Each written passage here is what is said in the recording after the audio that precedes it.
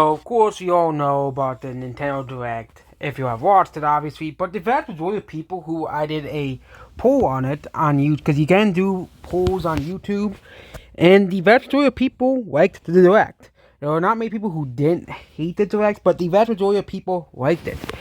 It shows that the vast majority of people really weren't expecting these huge games that these big YouTubers were expecting, the big leak accounts were expecting. I wasn't really expecting many major games to be announced either, as well. I was expecting basically, because that's how Nintendo Directs kind of show. September Directs usually show the more about the games, about the holiday games, and more about games coming out the first half of the next year. That's usually what happens every year, and I just don't understand why, because there's a new console, we expect these major holiday games to be announced in the September Direct when they're only going to show up to spring of 2026 as well. And I think the latest game they announced was Fire Emblem was likely to be released around July or summer. I think that might be the latest game as well. But this second half of the year, we really don't know much about. Okay, we have the Rhythm Heaven game announced. That's the only game with a mystery around it in Splatoon Raiders. But other than that, we still really don't know the holiday titles. So, we could be getting a new Smash Bros., a new 3D Mario for all we know, but Nintendo's not going to announce that stuff until next year.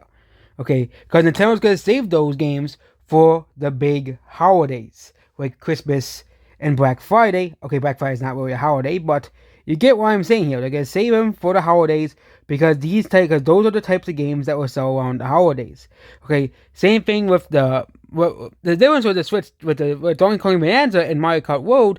They had to release them so close to the Switch 2's launch because they knew they needed at least some big games around the Switch's launch as well. So Nintendo can rely on Donkey Kong Bonanza and Mario Kart World for the Switch 2. And also you can rely on Pokemon Red and ZA, which I know people will try to deny this all they want, will sell very well on the Switch too. It's like they're saying, but there's no major games. Oh yeah, we're getting a new Pokemon game. That's not a major game to you guys?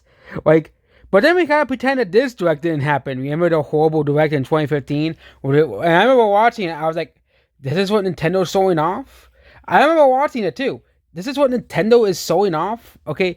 I was really disappointed when I saw Amiibo Festival, okay, as well. Metroid Prime Federation Force, I don't care about Metroid, but Mario Tennis Ultra Smash looked underwhelming as hell. I know they reviewed the Mario Tennis title, but the Mario Tennis title they sold in the Direct was much more better.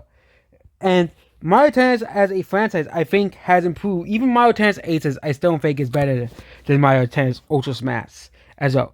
I know a certain YouTuber will not like to hear that, but that's just how it is. Okay, yeah. It ain't no Ultra Smash. That's for damn sir. Okay, yeah. Mario Tennis Aces and Fever are way better than Mario Tennis Ultra Smash as well. Okay, they're way better. They have way more soul. And 410 was to talk about how the Wii U era was so great and so amazing. Yet then why is the Wii U era still the worst selling Nintendo era? Okay, you don't need to have huge 40 million plus selling games every holiday cycle. Okay, you just have to give soul. It's 4 games. Nintendo still has no soul. Okay, as well, even though Kirby Allies has a lot of soul in it. Okay, I don't know about Pokemon, but Metroid Prime 4, Yoshi's in the Mysterious Book, Fire Emblem. Okay, yes, those games are not gonna sell 10 million copies. Pokemon will, but all those other games will not sell 10 million copies. But you don't really need many other major games besides Pokemon and of course Mario Kart and Donkey Kong. Because don't tell me that people are not gonna buy Mario Kart this holiday, okay? I know people say, but it's $80. No one's gonna buy it, but the game still sold like 5 to 6 million copies along with the Switch 2. Okay? You really think that no one's gonna buy Mario Kart World because of how expensive it is?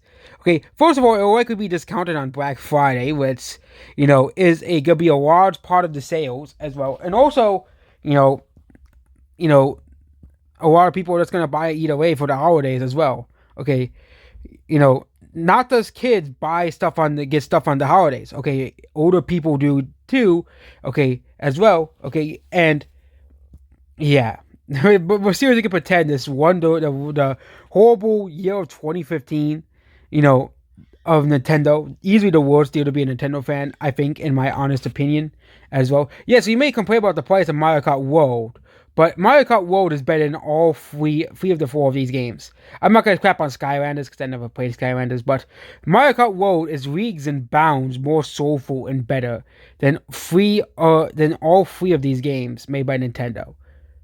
I would rather have 100 Mario Kart Worlds priced as $1,000,000 and have another Amiibo festival again. Goodbye.